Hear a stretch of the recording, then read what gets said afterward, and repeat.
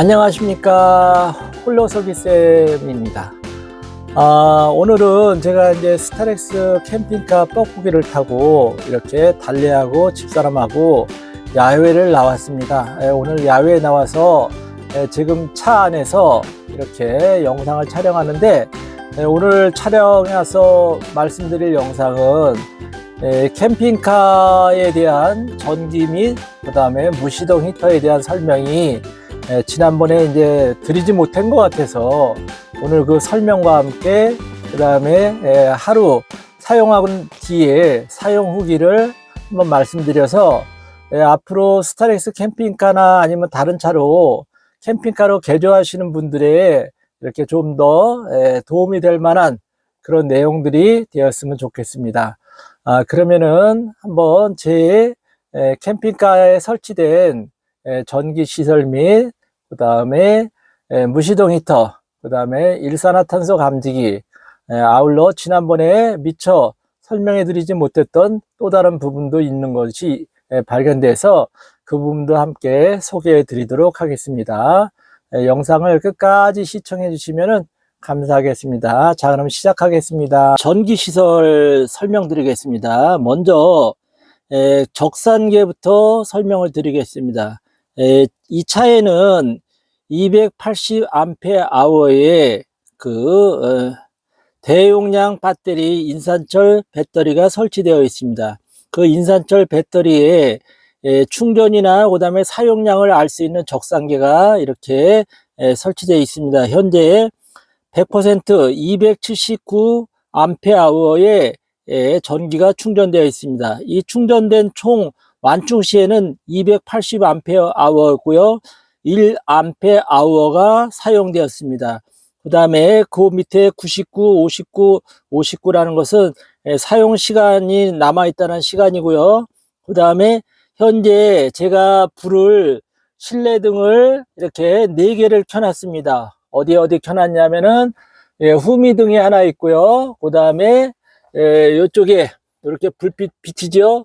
여기가 이제 캠핑등이고, 그 다음에 천장에도 하나, 그 다음에 운전석 하나, 이래서 4개의 등을 켜놨는데, 그 등을 켜놨기 때문에 현재 이렇게 전기가 13V 전압에 의해서 마이너스 1.2A로 이렇게 방전되고 있습니다. 즉 전기를 사용하고 있습니다.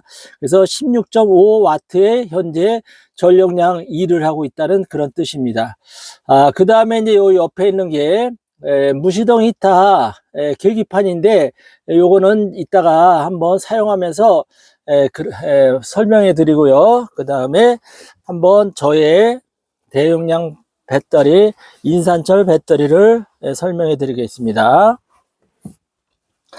자, 저는 지난번에도 말씀드렸듯이 바닥을 이렇게 침상형으로 만들었기 때문에 이게 이제 바닥에 여기 이제 수납, 밑에 수납도 할 수 있고 전기 시설이 이 안에 있습니다. 열어보겠습니다. 자, 이렇게 열으면은 이렇게 제 전기 배터리 시설이 여기 이렇게 한눈에 알아볼 수 있게 이렇게 설치되어 있습니다. 지난번에 이 내용을 제가 정확하게 말씀을 못 드린 것 같아요. 그래서 오늘 추가 설명해 드리겠습니다. 여기 있는 요것이, 이 부분이 바로 인버터입니다. 인버터의 역할은 전기가 DC 전기를 AC 전기, 즉 직류 전기를 교류 전기로 변환시켜주는 장치입니다. 쉽게 말씀드리면은 이 차 안에 전기가 주로 이제 요 앞에 있는 220V를 이렇게 사용할 수도 있지만, 여기 있는 것처럼 이렇게 시가잭을 쓰는 12V 쓸 수도 있고, 그 다음에 지금 현재 핸드폰 충전기 이렇게 선이 이렇게 꽂아져 있습니다. 이와 같이 USB를 사용할 수 있는 그렇게 설치되어 있는데, 이 인버터의 역할이 바로 12V, 6V를 전기를 220V로 이렇게 사용할 수 있게 변환시켜 주는 장치가 바로 인버터입니다. 그래서 인버터가 설치되어 있고요. 그 옆에 있는 것이 이 부분이 바로 인산철 배터리입니다. 전체 용량은 280Ah입니다. 그래서 용량이 이제 그렇게 좀 제가 생각하기에 280Ah의 용량이면은 뭐 하룻밤은 충분히 이렇게 차 안에서 모든 걸 다 쓰면서 생활할 수 있는 그러한 전기 용량이라고 보시면 되겠습니다. 일례로 지난번에 제가 이제 여기서 1박을 했을 때 좀 날씨가 바깥에 추워가지고 집에서 사용하던 전기장판을 와서 한 3단짜리를 이렇게 올려놓고 전기장판을 쓴 적이 있습니다. 그때 어느 정도의 전기가 사용됐냐면은 총 이제 완충됐을 때 280Ah에서 나중에 이제 아침 제가 한 9시간을 가동을 했거든요. 9시간 가동했는데 나중에 이제 이렇게 아침 7시에 일어나 보니까 절반, 즉 140A 정도를 썼더라고요. 그래서 이게 이제 가정용 그 전기장판이기 때문에 그만큼 많은 전기를 쓴 거고요. 이거를 이제 제가 최근에 너무 전기를 많이 쓰기 때문에 12V 차박용 이렇게 탄소 매트를 구입을 했습니다. 그러면 이제 전기 사용량이 무척 줄어들겠지요. 그래서 이제 다른 제품도 쓸 수 있는 그런 상황입니다. 그래서 현재 이것이 인산전 배터리 280Ah의 용량의 대용량 배터리고요. 그 다음에 이제 요 안에 있는 이것이 바로 주행 충전기입니다. 이 주행 충전기는 캠핑카를 만들 때 이 주행 충전기가 굉장히 중요한 역할을 해요. 뭐냐면은 차량이 운전했을 때 이 남는 전기를 이 주행 충전기가 있어서 그거를 이제 인산철 배터리 쪽으로 열로 충전을 시키는 그러한 원리거든요. 그렇지 않으면은 이 배터리를 충전시킬 수 있는 방법이 없어요. 그래서 이렇게 주행 충전기고 가장 돈도 안 들어가는 그런 어떤 충전 방식이죠.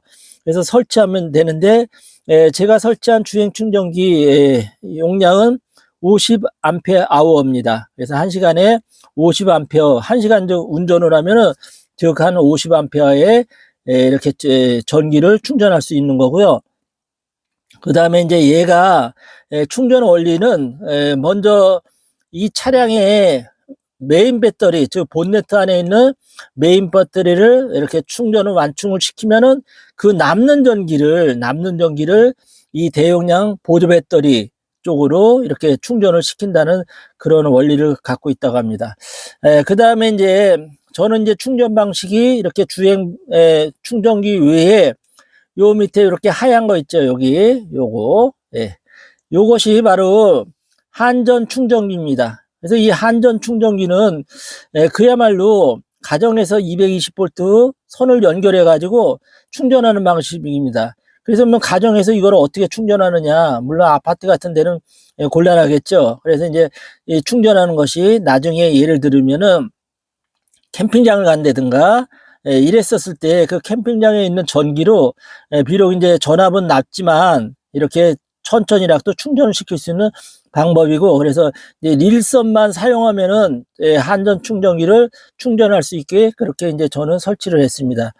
자, 그래서 이제 제 배터리가 이와 같이 충전 방식이 두 가지고, 여기서 이제 또 다른 충전 방식이 태양광 충전이 있는데, 저는 이제 태양광 충전을 하려면은 태양광 패널을 차체 위에다 설치를 해야 하기 때문에 혹시 뭐 차량 세차를 할 때든가 이렇게 했었을 때 뭐 손상되거나 아니면 뭐 걸리적거리거나 아니면 어떤 뭐 건물에 들어갔을 때 그걸로 인해 가지고 뭐 출입을 못 한다든가 이러한 불편함 때문에 저는 태양광 전지를 패널을 설치하지 않았고요. 그 대신 이제 오늘 이렇게 이 자리에 갖고 오지는 않았지만 저는 먼저 캠핑을 다닐 때 사용했었던 보조 배터리 에코플루 1300을 제가 델타 1300을 가지고 있어요. 그래서 이제 저는 보조 배터리가 두 개가 갖고 있는 셈이죠. 그래서 한 제 생각에 여태까지 사용한 결과를 보면은 보조 배터리 1300짜리고 그것은 한 105A하고 현재 가지고 있는 280A. 그래서 총 거의 380 거의 400암페어의 전기를 가지고 있기 때문에 하룻밤이나 이틀밤은 충분히 한 곳에서 이렇게 숙박을 해도 무리가 없을 듯해서 저는 이제 태양광을 설치하지 않았는데, 혹시 나중에 전기가 부족한 분들은 태양광 설치를 고려하시면 되겠습니다. 무시동 히터에 대한 설명을 드리도록 하겠습니다. 자, 무시동 히터는 바로 이제 이 실내 차 안이, 지난번에 저도 이렇게 자다 보니까 그 전기장판을 쓸 때 바닥은 어느 정도 따뜻해지는데 차체 안에 공기가 너무 차가우니까 잠을 제대로 잘 수가 없겠더라고요. 그래서 이제 설치된 것이 무시동 히터입니다. 무시동 히터의 요거 이제 가동 방법은 이렇게 스위치를 한 2초간 길게 누르면은 이렇게 불이 들어오면서 이렇게 히터를 가동합니다. 이렇게 소리가 나오고요. 그 다음에 이제 틀으니까 벌써 이제 요 밑에 여기가 이제 온풍관이거든요. 요 검은 데가 온풍관에 지금 벌써 바람이 나오고 있어요. 자, 그러면 이제 무시동 히터는, 저는 이제 MD용 무시동 히터를 설치했는데, 이 무시동 히터는 뭐 제가 선택한 것이 아니고 처음에 업체 사장님이 이걸 설치했더라고요. 근데 사용 후기를 보니까 뭐 괜찮다는 후기가 많더라고요. 그래서 요거의 작동법은 아까 2초간 누르면은 여기가 켜지고, 다시 끌 때는 잠깐만 이렇게 누르면은 여기 이제 히터가 꺼지고요. 그 다음에 이제 이 무시동 히터 MD용에서는 두 가지 모드가 있어요. 하나는 온풍 모드, 즉 풍량 모드고, 바람이 나와서 실내를 따뜻하게 해주는 것과, 그 다음에 이제 온도를 높여가지고 온도 모드를 가지고 실내를 따뜻하게 해주는 그러한 두 개의 모드가 있습니다. 그 모드에 대한 조절이, 요 버튼이 여기가 요 세 개가 있거든요. 여기 다이얼 밑에 1, 2, 3에 버튼이 있어요. 이 버튼을 가지고 누르면 됩니다. 그래서 처음에 한 이 풍량 버튼을 이렇게 누르면은 현재 이제 풍량 7단, 풍량 6단, 풍량 5단, 풍량 4단, 풍량 3단, 풍량 2단, 풍량 1단. 그래서 풍량이 총 10단까지 풍량을 조절하게 돼 있어요. 풍량 모드는, 온풍 모드는 10단까지 조정이 돼 있고, 그 다음에 이제 요 밑에 있는 스위치 첫 번째를 누르면은 여기가 이제 18도 온도 모드로 바뀌는 거예요. 그래서 이제 현재 온도 모드가 18도로 설정이 되어 있다는 뜻이고, 이거를 마찬가지로 또 이렇게 오른쪽으로 돌리면은 19도, 해서 총 몇 도까지 설정을 될 수 있냐면 45도까지 설정이 될 수 있어요. 두 번째 스위치가 있어요. 이 두 번째 스위치는 펌핑 스위치입니다. 얘는 왜 필요하냐면은, 여기 이제 제가 이 부분이 이제 석유로서 가동된다고 했잖아, 경유로서. 그래서 경유가 부족하면은 얘가 이제 가동이 안 되잖아요. 그래서 본인 자기가 이거를 두 번째 스위치를 눌러가지고 강제 펌핑을 해줘야 기름이 여기에 보충이 돼요.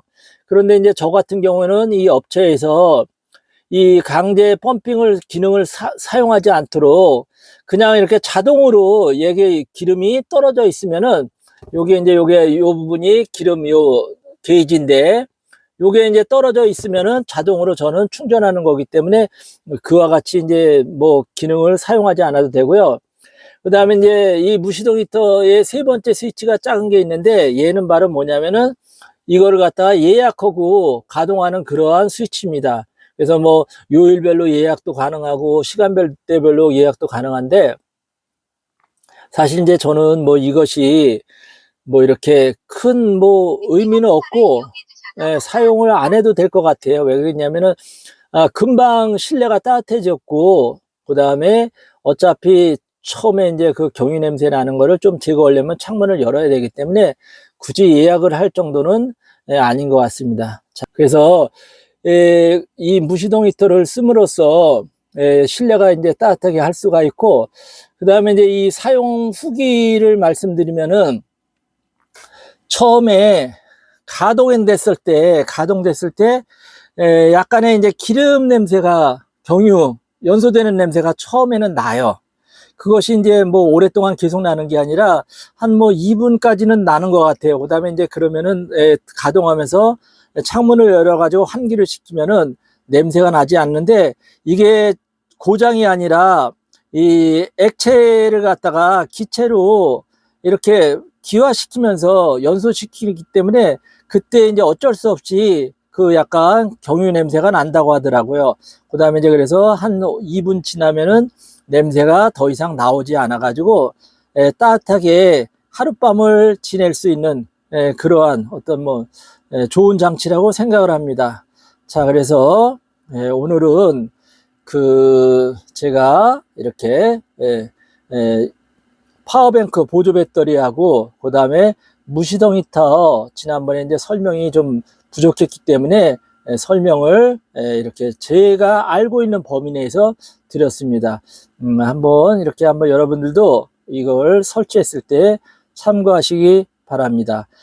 다음에는 제가 또 하나 설명드릴 것이 일산화탄소 감지기에 대한 설명을 드리도록 하겠습니다. 자, 여기 이제 바닥에 있는 것이 이게 이제 일산화탄소 감지기입니다. 지금 이제 울리지 않고 있죠. 지금 이제 무시동 히터를 가동하고 있는데 울리지 않아요. 그러면 울리지 않으면은 이제 안전하다는 뜻인데, 그럼 얘가 이제 어느 정도의 감지 능력이 있어야 되잖아요. 그래서 저는 이제 이걸 테스트 해보지 않았지만, 지난번에 이제 어떤 유튜브 분이 이 일산화탄소 감지기 3개를 놓고 그 일산화탄소 감지하는 그 센서가 어떻게 작동되는지를 테스트 해 봤더라고요. 근데 이제 지금 여기 보이는 제가 가지고 있는 저는 이제 여기 뒤에 이제 이렇게 배터리가 되어 있고요. 제가 이제 이걸 방전될까봐 배터리를 이렇게 하나 이렇게 빼놨었습니다. 그러니까 사용하지 않았을 때는 빼놔서 사용할 때는 이렇게 하나를 연결해가지고 삑 소리가 나죠. 그래서 이렇게 삑 소리가 감지기 나고, 이렇게 하면은 이제 일산화탄소가 감지되면은 이런 알람 소리가 들리겠죠. 그래서 이제 이 부분을 지난번에 테스트를 했는데, 이것은 제가 갖고 있는 이 일산화탄소 감지기는 제일 저가예요. 이거는 뭐 시중에서 7,000원 정도면 살 수 있다고 하더라고요. 좀 약간 신뢰감이 안 가죠.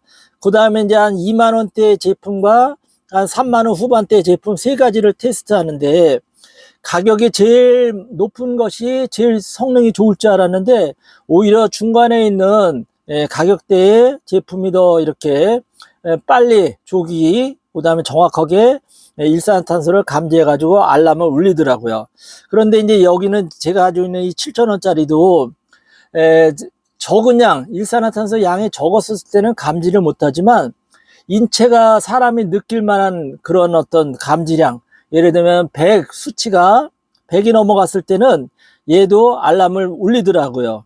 근데 이제 이 수치가 한 50 정도면은 인체에 뭐 무해하다는 그런 보고가 있고요. 그 다음에 한 100 넘어가면은 100 정도 되면은 약간의 이제 어지러움증, 그 다음에 구토 이러한 것을 느낀다고 하더라고요. 근데 이제 저는 그날 이제 하룻밤 9시간을 여기서 차 안에서 잠을 잔 뒤로 뭐 어지러움증이나 아니면 구토 같은 증상이 없었기 때문에 저는 그냥 이걸로도 제가 현재 가지고 있는 어떤 뭐 히터도 충분히 얘가 이제 사용해도 되겠다 해서 저는 앞으로 이제 그냥 이거를 사용할 생각입니다. 혹시 그래서 일산화탄소 감지기가 필요하신 분들은 그런 어떤 가격이나 성능을 잘 살펴보시고 이렇게 구입을 하시면은 좋을 것 같습니다. 네, 오늘은 제가 이제 이렇게 3가지 설명을 드렸습니다. 지난번에 이제 제 차량에서 빼뜨렸었던 부분에 대한 설명을 드리겠습니다. 뭐냐면은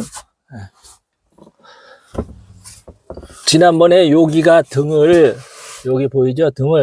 요 등이 트렁크에 설치되어 있는데, 이게 이제 캠핑 등입니다. 그래서 나중에 이제 이게 차박을 했을 때 이거 뒤를 트렁크를 열면은 요 등이 이제 비쳐가지고 바깥에 얘도 좀 밝게 비추는 그러한 역할을 하겠죠. 그 다음에 이제 얘는 여기 이제 끈이 달려 있는 얘는 안에서 트렁크를 이렇게 개폐 열고 닫을 수 있는 그러한 고리 문입니다. 그래서 자동 안에서 트렁크 개폐를 할 수 있는 그러한 등을 추가로 설치된 거를 지난번에 제가 말씀드리지 못한 것 같았습니다.